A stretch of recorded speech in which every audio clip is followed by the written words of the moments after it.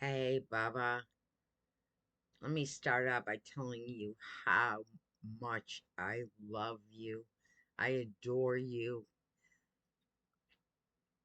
I not only love you, Baba, I am in love with you. I can't wait to see you. It's always a joy to have you here with me. I haven't been able to have you spend the night with me recently. Um, Back at the end of February 2024, I woke up feeling really achy and fatigued one day. So I have two heating pads, so they were on my body trying to ease the aching. Um, I slept most of the time for a couple days. Then one day I got up, and when I walked and my foot hit the floor, I could kind of feel everything inside of me hitting each other, all my organs, pancreas, liver. It was just like such an odd feeling I'd never experienced before. And it scared me. And I continued to be very fatigued and sick for about 10 days. Obviously, I was not able to take you during those 10 days. Um, and then your dad, well, I was keeping in contact with your mom and dad regularly, but one day he said, "Listen, yeah, I think you need to go to the hospital." And I didn't want to go to the hospital. Like most people, I don't like hospitals. And I said, "Give up one more day. Let's see if I'm feeling better tomorrow." And tomorrow came and I did not feel any better. So your dad came over and he pulled the car up right to the door on the grass because I could barely walk. He had to help me down the stairs out to the car, and I went to the hospital emergency. Um, we were there for 7 hours. They took like 23 tubes of blood. I had a CT scan, and the blood results came back in a couple hours, but after 7 hours of waiting for the CT scan results to come in, I said, screw it, let's go home. I'm not waiting any longer. So we came home, and the following day, a doctor called me from emergency and said, "You've got some problems. You need to get back in here." So your dad was already at work, so I drove there, and it turned out that all my insides were infected. They put me on an IV with kind of massive doses of antibiotics.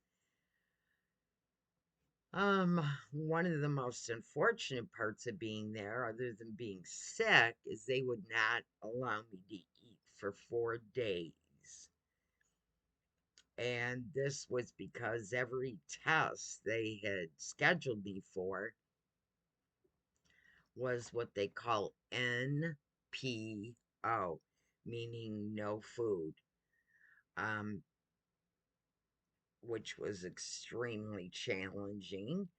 But I got all these tests, and it came back that my gallbladder was needed to be removed. So I had an EDRP or whatever they call it. That may not be the initials of it, but it's putting a device down my throat while they put me out, and a doctor put a stent, um, kind of like something to keep something open. They put two things in my bile duct that goes to my liver, and they had me in a room which is like a waiting room, waiting for a bed. like in their second floor, third floor, that kind of thing. And this room reminded me of when I was in prison. It had no windows. It was just a big box with a bed and a sink and some drawers, and I couldn't stand it. No windows, no sunlight. And I was freaking out. Plus, they had no food. I called my insurance company and I grieved St. Mary's because I could not even comprehend being in a hospital with no food for 4 days. And I was kind of out of it. I was so sick, but I called and told your dad about the room and how it was depressing with no windows, no sunlight. And they said he could come up around 10 o'clock at night, and he showed up with a big black bag full of things for me. And don't you know, as soon as he got there, they came to get me for another test at 10 at night. And him and I met like I was on the way to get this test, and he was on the way in. And we met, and I saw the big bag, and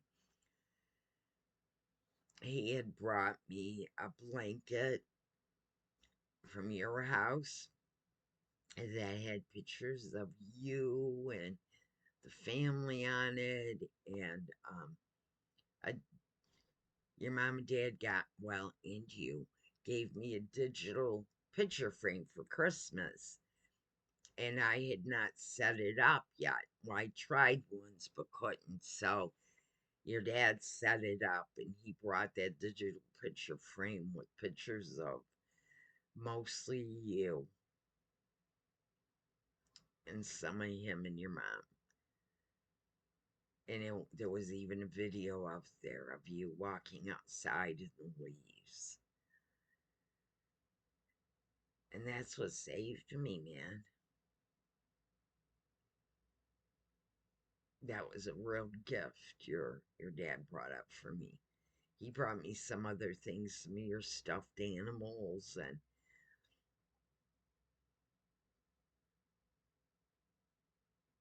your dad can be so kind and caring.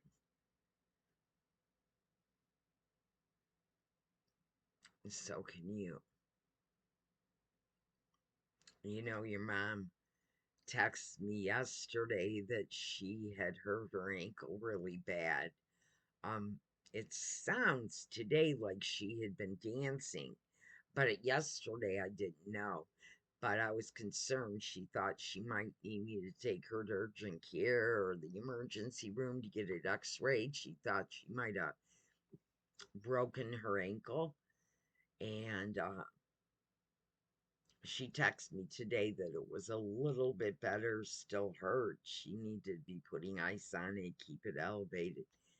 But she told me how you, at 2.5, were helping her, help take care of her. You always try to help me. You always try to help me when you're here. You're just such a kind, caring, and compassionate little girl. I cannot imagine the kind of young girl you're going to be. Young woman. Wow. You're off to a phenomenal start, Kiwi. So I also want to talk a little bit first. My hair is getting so long. Let me flip the top of the computer down for a minute. It is getting really long. And because I want to say I only know how to either wear it down, and I usually do this after a shower, And then a day or two later, I start putting it up in the ponytail I normally wear. And I thought about getting it cut. But when you were here on Tuesday, you just reminded me that I can't get it cut. You love my ponytail. You put it over, you rub it over your eyes while you're going to sleep. You're dozing off. And I'm sure you do this with mommy's hair too when you're, but mm, I am so touched by that. There's no way I can get my hair cut. So I guess I'm going to have to learn how to do something different because I am bored with just a ponytail. I'm sure it'll work itself out. So I'm not sure. I don't have a whole lot of time today because I'm going to go to a AA meeting.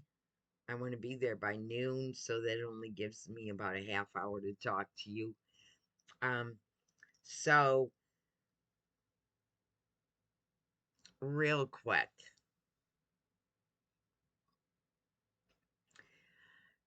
I have told you in previous videos that I am a recovering heroin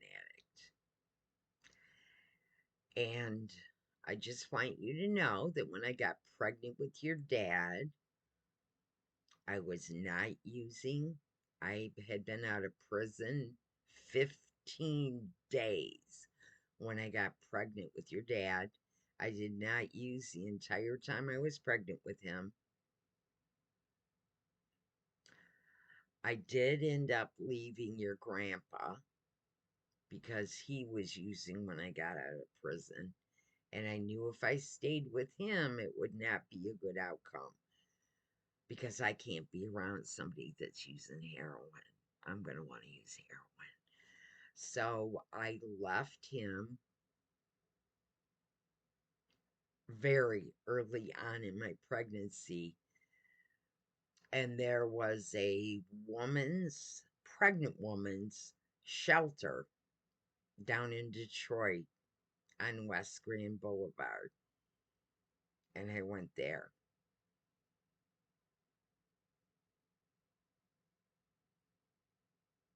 I did not really want to be in a pregnant woman's shelter down in Detroit, but the alternative was not an option. So at that point, since your great grandma, um, my mom, who did not raise me, and I'll go over that another time, um, lived in Detroit, and I made contact with her. And because I was pregnant in the shelter down in Detroit, she wanted to come and get me and keep me for the day. Go shopping, or she ended up inviting me over to dinner a couple times.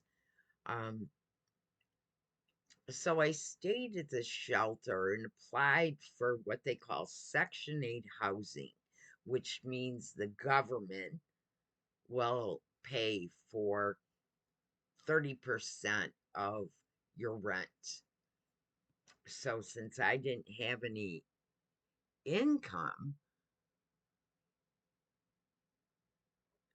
because I wasn't working, I was just newly out of prison, they accepted me to be able to apply. And I stayed there like 8 months. And I love being pregnant with your dad. I would sing to him, I would read him books. I was always rubbing my belly. People would say I had a glow. And I was really happy there after a while just because I was pregnant and this life was growing inside of me. And I already fell in love with him.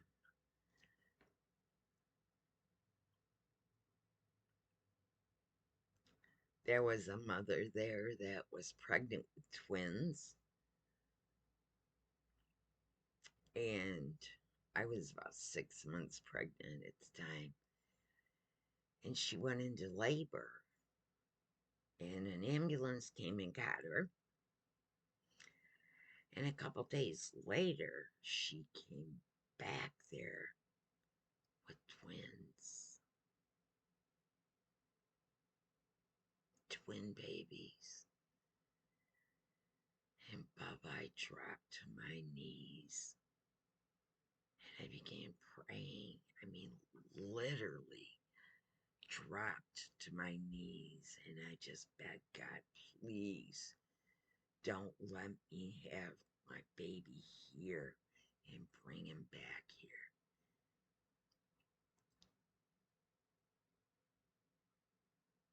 And at about 8 months, my name came up on Section 8. And I got a townhouse in Canton, a 2-bedroom, one for him and one for me. And I decorated it so cute. It was bears and balloons. That's kind of where he got his nickname.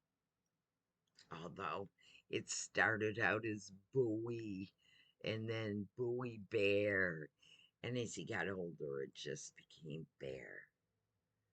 But it was balloons. I painted it blue in there and all primary colors like bright red, yellow, green, blue.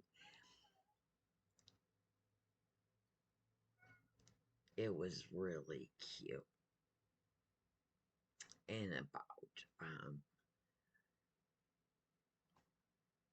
I got furniture. I must have went to somewhere that I got a voucher to get free furniture because I did not have money. I don't even know how I made it, but I did.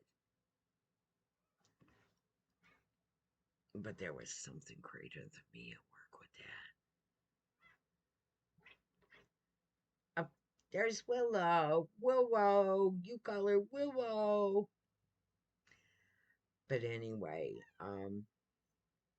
so I moved in to this townhouse by myself and I was just loving it because I was pregnant. I was decorating our house, your dad's in my home. And then I got scared. I got scared that I would go into labor and be by myself. So I called your grandpa, who was still using, and I invited him back in the house. He, get down, baby. Get down. Get down. Get down while I do this. And at first, he wasn't living with me. I had just invited him back in because I was afraid of going into labor. But then, I'm not sure when, but he eventually moved in. And I did not get high. But he was stealing from me and he was destroying the beautiful home I had created. And I did go into labor. In fact, they had to induce labor because I was 2 weeks overdue. And they said that your dad would thrive better outside me than inside me at that point. So they gave me a medication that induced labor, and your grandpa was there, but he was really, really high. And I had your dad. I had your dad,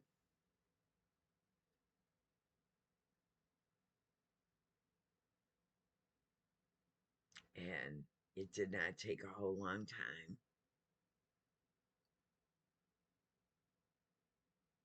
And when I looked at your dad for the first time, oh my God, I could feel the chemicals going off in my brain. And I loved him more than anything I'd ever experienced before. It was so very cool, powerful. And I still love your dad that much today. And then I love you that much today. But the love I have for you as a granddaughter is different. Everybody told me it would be, and it is. But it is on that kind of a level, that deep.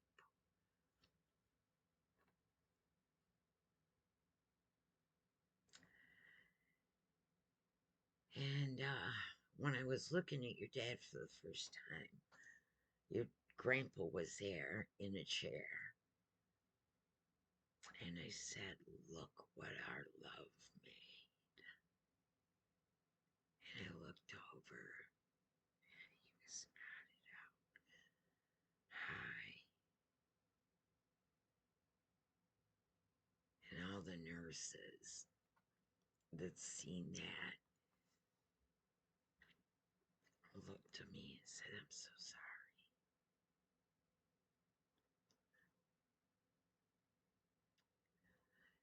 And they were, and so was I.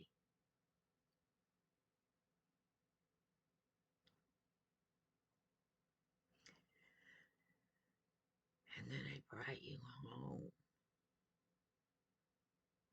And oh my God, my whole life revolved around you, Dylan. Sophie, your dad. My whole life. I read to you while you were laying on the floor. I'd lay down there with you and hold the book up and read Mickey Mouse. I dressed you so cute. I held you. And one of my most vivid memories of your dad was having him in a bassinet next to my chair downstairs. And I would watch your dad breathe for hours because I thought God would take him from me because of some of my poor choices in my active addiction. I was so afraid God would take him. What better way to get back at me than take the thing that I love most on the face of the earth? But that didn't happen. And I stayed clean for the first 9 months of your dad's life.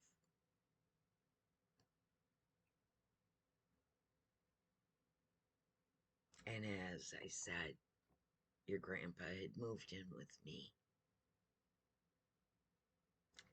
and he was continuing to get high, continuing to nod out, continuing to rip me off, money wise.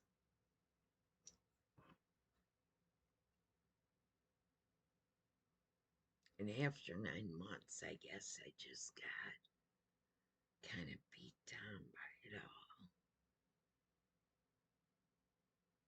And I had the thought, if you can't beat him, join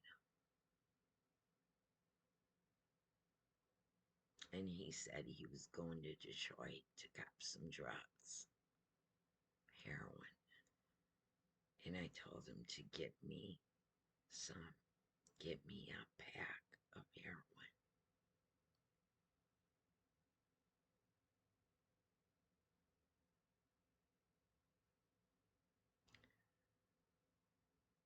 So he brought me one back. and he was what I called blowed out, which means very, very high when he came home. And he gave me this pack of dope. And I went upstairs to get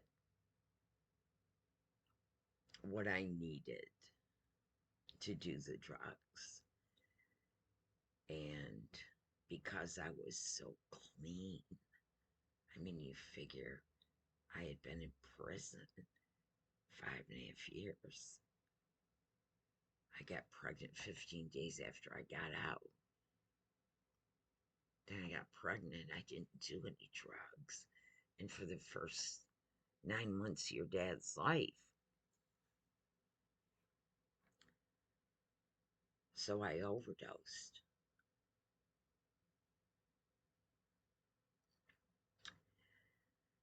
And this kind of thing has happened to me before. And I will tell you about that in another video. But your grandpa, as high as he was, woke up with a start and started yelling my name. Joe, Joe.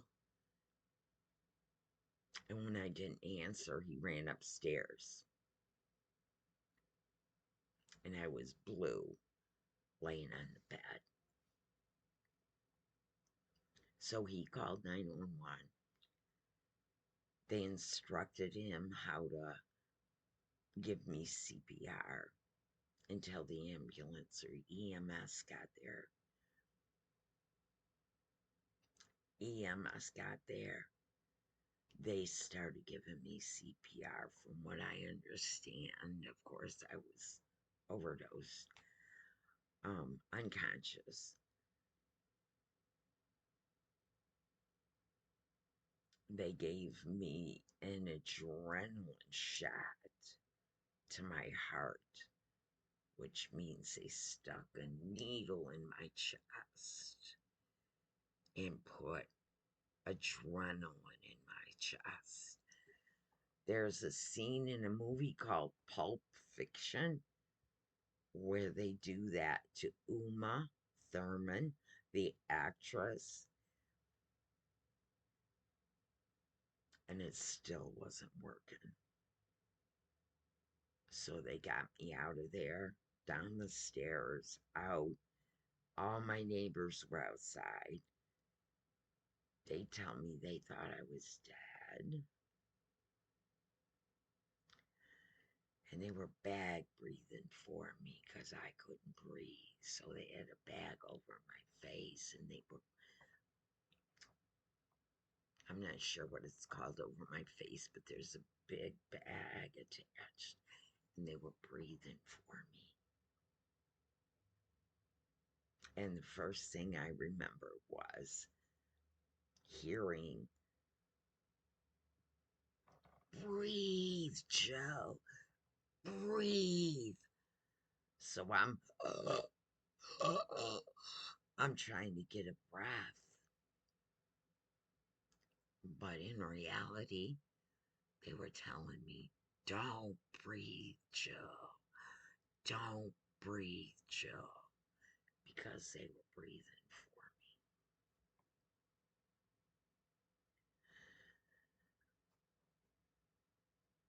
me. I ended up calling those EMS men after I got home, hours later, when I was looking at you in your little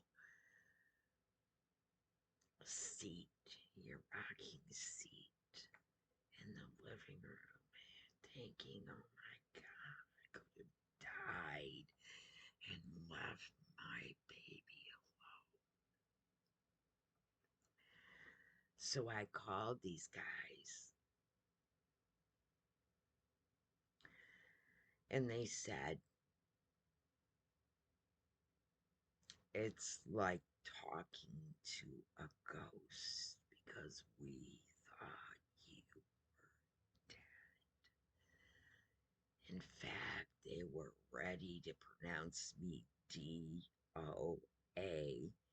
meaning dead on arrival,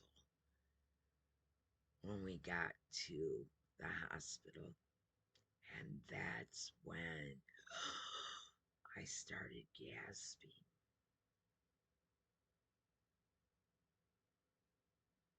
I thanked them. I cried.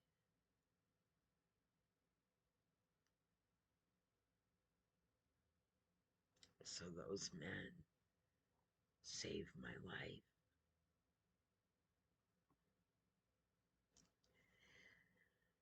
And I've had many ODs other than that. But boy, oh boy, was that the most dramatic and the closest one I came to death. And I say that to let you know that that was the beginning of the end with regard to my raising your dad until he was 8.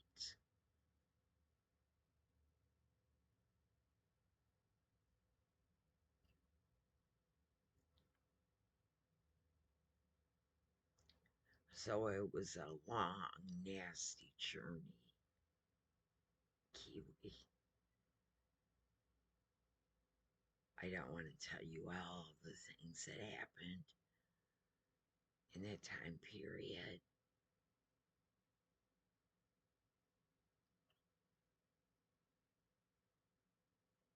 but it was dark.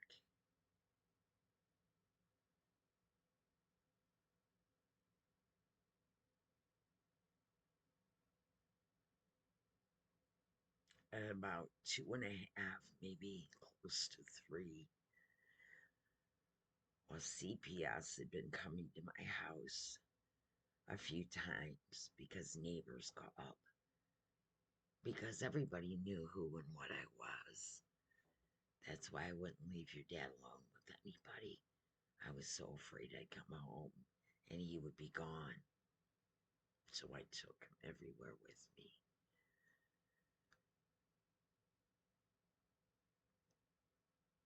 Which was probably not the best choice, although I thought it was at the time in my deluded, high state of mind.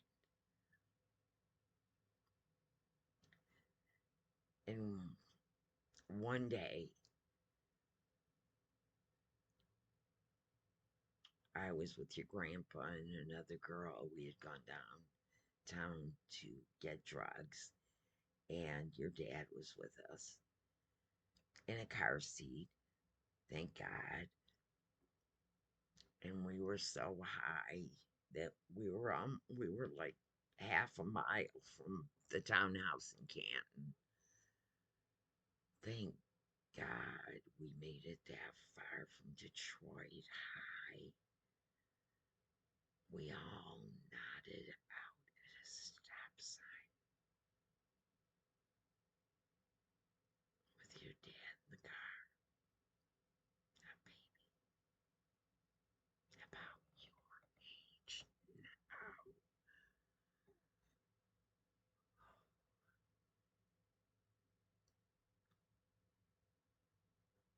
And the police came up and they took you. They took your dad. I'm sorry I keep doing that.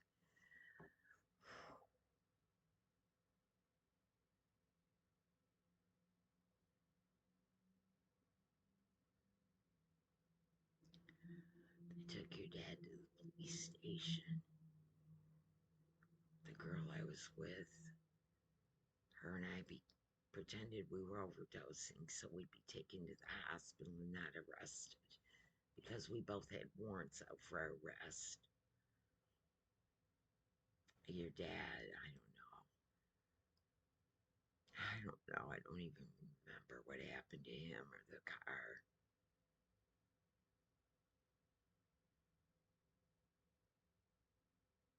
I remember I called your dad, your grandpa's mom and dad, Nana and Papa. And I told her what happened and told her to come and get me. I needed to go to the camp police station and get you. So she came and got me. She wasn't happy, but she came and got me. And I had her go in because I was afraid they'd arrest me. And she tried to get your dad. They wouldn't give her your dad.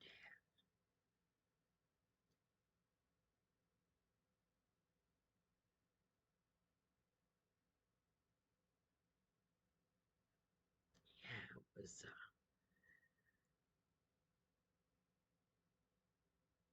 I can't even tell you how I felt. It was around Christmas time. She took me back to my home. The Christmas tree was up. There were gifts underneath it. Your grandpa wasn't there. I don't know. He was probably in jail for warrants of his own.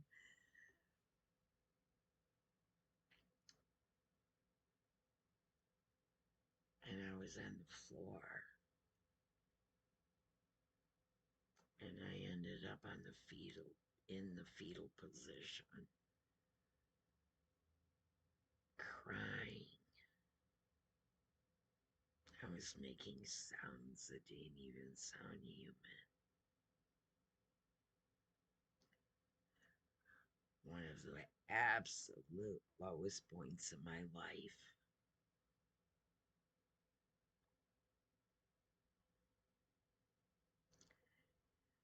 And I'm telling you this now, Baba, because I'm in therapy right now. And I'm doing what they call shadow work. And that's kind of going through all the low lights of my life and talking about them.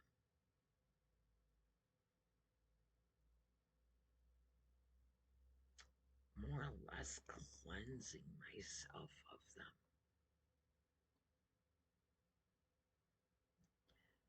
So I can go on and do more meaningful work, expanding my consciousness, becoming more spiritual in nature.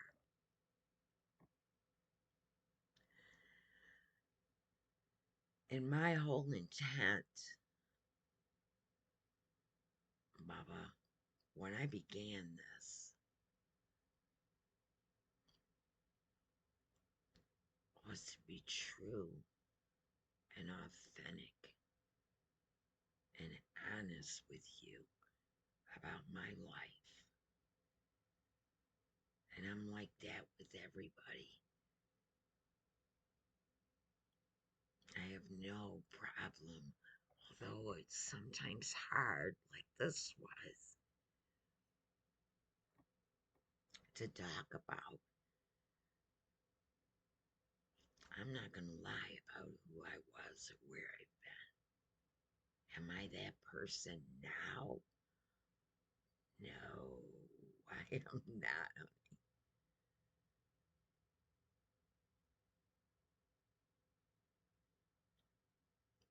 All the suffering, bad decisions, horrible situations that I got myself into for a large part of my life have all led to me being a more spiritual being, a more open and honest being, more loving. I understand what is really important in life, and it's sure the hell not things and money. Although we need a vehicle to go to work, we need money to buy food and all that good stuff. Things and money are not the answer. to me or anybody else. It's so much deeper.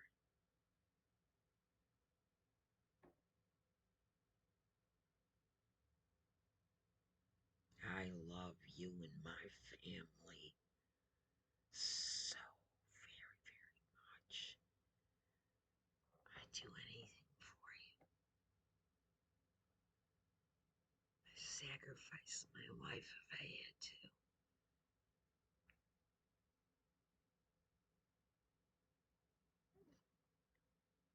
My family is everything.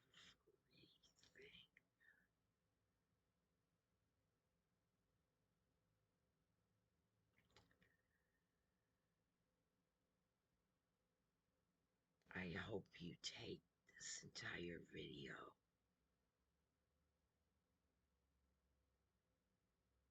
and understand my need, desire, and commitment to being honest with you. I've walked a path. My journey is a journey I never want to see you walk. You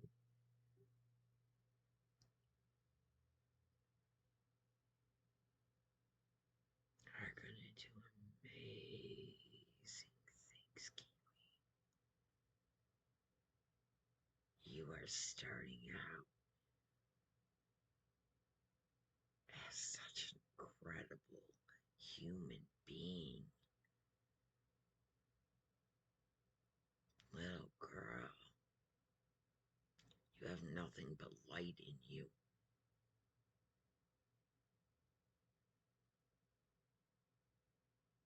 Don't ever feel sorry for me. Don't ever pity me. I would not change a thing in my life because it's brought me here today, this moment.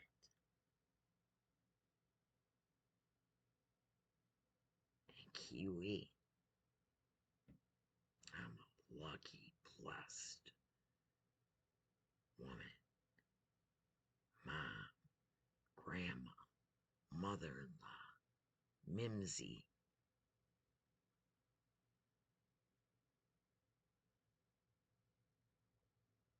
It was all worth it to get to this point, Kiwi. I love you. I love you so much. You are so magnificent.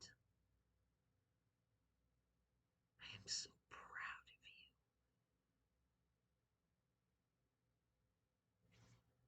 You have a great